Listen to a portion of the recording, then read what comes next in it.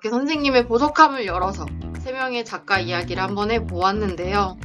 혹시나 여러분에게 누가 너 어떤 화가 좋아해? 라고 물어본다면 피카소 대신에 위 3명의 화가를 한번 떠올려보면 어떨까요?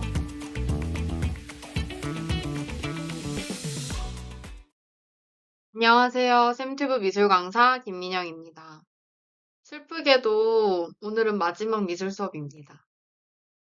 여름부터 겨울까지 여러분의 방학을 함께 할 수 있어서 선생님은 정말 좋았는데 여러분은 어떤가요? 선생님은 미술 선생님이니까 미술과 관련된 이야기하는 걸 참 좋아하는데요. 이렇게 영상으로 선생님이 해주고 싶은 미술 이야기들을 남길 수 있어서 선생님 개인적으로도 정말 좋은 경험이었습니다. 하지만 다음에는 영상 말고 직접 만나서 여러분에게 그림 이야기를 해줄 수 있는 기회도 있었으면 참 좋겠네요. 오늘은 마지막 수업이라 무슨 이야기를 할까 정말 많이 고민했는데요. 마지막 날인 만큼 특별히 선생님의 보석함을 공개해 보려고 합니다. 바로바로 선생님의 비밀 취향. 미술쌤이 좋아하는 화가가 누가 있을지 궁금하지 않으셨나요? 미술쌤들은 화가를 몇백 명씩 알고 있을 텐데 그 중에 어떤 화가를 좋아하는지, 왜 좋아하는지에 대해서 한번 이야기를 나눠볼 텐데요. 이야기를 하면서 그림을 잘 그리는 꿀팁이나 그림을 보는 방법 등을 함께 이야기해 줄 테니까 오늘은 정말 가벼운 마음으로 즐겁고 편안하게 들어주셨으면 좋겠어요. 자기 전에 누워서 봐도 괜찮습니다. 선생님의 보석함에서 제일 먼저 꺼내 보여주고 싶은 첫 번째 화가는 바로 데이비드 호크니입니다. 선생님은 호크니 할아버지라고 애칭을 붙여 부르는데요. 이렇게 생긴 이 할아버지 화가는 영국 태생으로 미국 서부에서 지내면서 이렇게 멋진 색감들의 그림을 많이 그렸습니다. 인기가 아주 많게 생긴 이 젊은 청년은 사실 동성애자인데요. 그런 자신의 정체성을 자유로운 분위기에서 받아줄 수 있을 거라고 생각해 떠난 미국에서 오랫동안 활동을 했습니다. 선생님이 호크니 할아버지가 좋은 이유는 2가지 정도가 있어요. 일단 첫 번째는 정말 성실한 화가이기 때문인데요. 지금도 할아버지는 매일매일 일정 시간 이상을 그림을 그린다고 알려져 있을 만큼 마치 회사원처럼 성실하게 그림을 그리는 화가예요. 하나를 꾸준히 한다는 게 정말 어렵다는 건 선생님은 잘 알고 있어서 그런 부분이 참 대단해 보이는 것 같아요. 특히 아이패드가 등장한 이후에는 디지털 드로잉 작업도 꾸준히 하고 있는데요. 쌤 생각에는 할아버지들은 이런 기계를 다루기 어려워할 거라고 생각했는데 세상의 변화에 빠르게 적응하려는 모습 역시 참 멋있어 보였습니다. 그리고 2번째는 작가의 그림에 등장하는 색감들이 좋아서인데요. 여러분들도 그림을 그릴 때 색 고민을 정말 많이 하죠. 선생님도 수업을 하다 보면 아, 스케치는 잘했는데 색칠하다 망했어요 라고 말을 하거나 배경색을 골라달라고 질문을 하는 학생들이 정말 많은데요. 그만큼 그림에서 색이라는 건 정말 잘 쓰기가 참 어려운 것 같아요. 색은 왜 잘 쓰기가 어려울까요? 우리가 익숙하게 알고 있는 모네의 그림을 한번 볼까요? 사람들이 모네의 그림을 보면 편안한 감정을 느끼곤 하는데요. 그 이유는 색과 구도에 있다고 생각을 해요. 비슷한 톤들의 색들과 편안한 구도가 사람들한테 안정감을 주기 때문인데요. 근데 호크니의 그림은 다양한 색과 다양한 구도 때문에 통통 튀는 느낌이 들어요. 선생님은 이런 느낌을 보다 직접적으로 느끼고 싶을 때 화가가 사용한 색들로 옷을 한번 코디해 보는데요. 여러분이랑 오늘 한번 미미의 옷을 같이 코디해 보려고 합니다. 자, 모네가 사용한 색들을 포토샵 스포이드 기능을 이용해서 하나씩 하나씩 가져와서 미미의 옷을 한번 입혀 볼 건데요. 자, 어떤가요? 좀 무난한 느낌이 들죠? 그럼 호크니의 작품을 똑같은 방법으로 색을 가져와서 한번 입혀볼까요? 색을 굉장히 다양하고 많이 쓰는 화가이기 때문에 눈에 보이는 색깔들만 가지고 와도 한 요 정도가 되는데요. 이 옷들로 미미 옷을 입혀보니 이런 느낌이 드네요. 어떤가요? 엄청 개성이 센 친구가 됐죠. 이렇게 다양한 색을 한 화면에 같이 쓰는 것은 정말 쉽지가 않은 일인데요.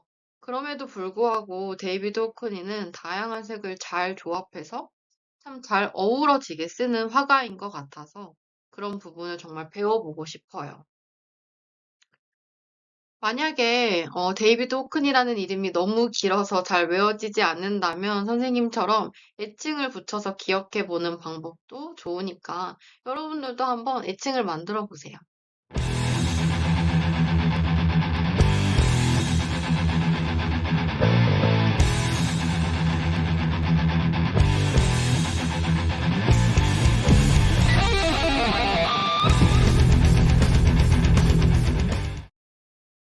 자, 두 번째로 선생님이 좋아하는 화가는 폴 세잔입니다.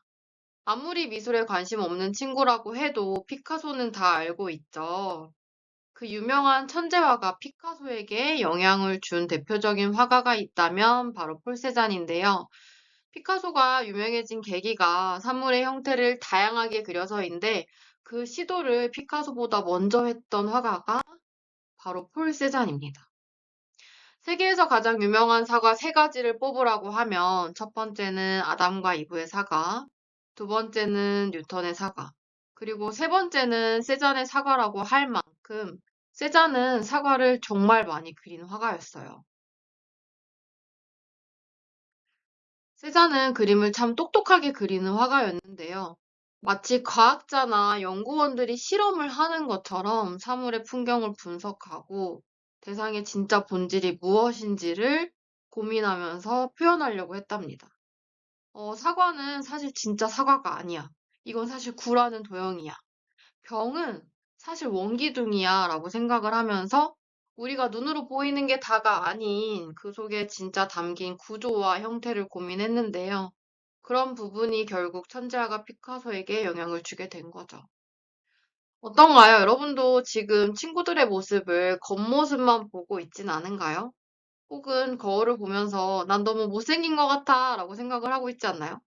선생님도 그런 마음이 종종 들 때는 거울 보면서 내 얼굴은 그냥 귀여운 구다라고 생각을 하는데요. 그렇게 생각을 하면 조금 위로가 될 때가 있더라고요. 자, 선생님이 세 번째로 소개하고 싶은 화가는 바로 척클로스라는 화가입니다. 돌아가신 지 얼마 안 된 현대미술 작가인데요. 우리가 미술 교과서에서 보는 화가의 유명한 그림은 이런 그림들이죠. 마치 사진처럼 그림을 아주 사실적으로 표현하는 화가 중에 한 명인데 하이퍼 리얼리즘으로 많이 알려져 있습니다. 선생님이 이 화가를 소개하고 싶은 이유는 선생님과 관련된 재미있는 일화가 있기 때문인데요. 대학생 시절 처음으로 갔던 외국 갤러리에서 선생님은 이 화가의 그림을 처음 봤는데 그림은 무조건 앞에서 보는 게 제일 좋다고 생각을 해서 가까이에서 그림을 보면서 다니고 있었어요. 근데 갤러리 직원이 선생님한테 자꾸 뒤로 오라고 하는 거예요. 그래서 나는 이 안전선도 잘 지키고 있는데 왜 자꾸 뒤로 오라고 하지? 하면서 점점점 걸음을 뒤로 옮기니까 그저 셔츠 깃이 그려진 줄 알았던 그림이 이렇게나 큰 사람 얼굴의 그림이 그려져 있다라는 것을 한 5걸음 정도 뒤에 오니까 비로소 알게 되었던 거예요. 작가는 그림을 아주 아주 크게 그리는 걸로 유명한 사람이었는데요. 아무리 카메라 기술이 발달해도 기계는 사람을 이길 수 없다라는 것을 보여주고 싶어서 이러한 작업을 시작했다고 합니다. 그래서 작가는 붓 대신에 에어브러쉬라는 특이한 도구를 사용해서 붓터치 하나 없이 정교한 그림을 완성했는데요. 이렇게 평생 동안 작업을 하다 보니까 멋있는 작업을 많이 남길 수는 있었지만 작가는 휠체어에 앉아서 작업을 해야 할 만큼 뼈와 관절에 많은 병이 생겼다고 해요. 하지만 포기하지 않고 계속 열정적으로 그림을 많이 남겼습니다. 죽기 전에는 약간 방식을 변형해서 인물을 똑같이 그리는 작업 말고도 작가의 특유의 격자 픽셀을 모아놓은 듯한 인물화 작업도 전개를 했는데요.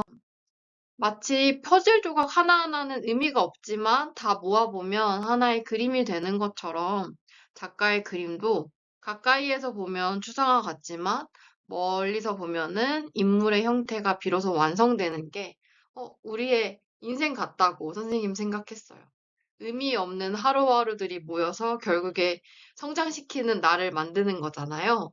그렇다고 보면 초클루스의 그림과 우리의 일상이 많이 닮아 있는 것 같지 않나요? 자, 그래서 오늘은 이렇게 선생님의 보석함을 열어서 세 명의 작가 이야기를 한번 해보았는데요. 혹시나 여러분에게 누가 "너 어떤 화가 좋아해?" 라고 물어본다면 피카소 대신에 위 세 명의 화가를 한번 떠올려 보면 어떨까요? 혹은 여러분도 보석함에 여러분 취향이 담긴 화가를 한번 담아 보세요.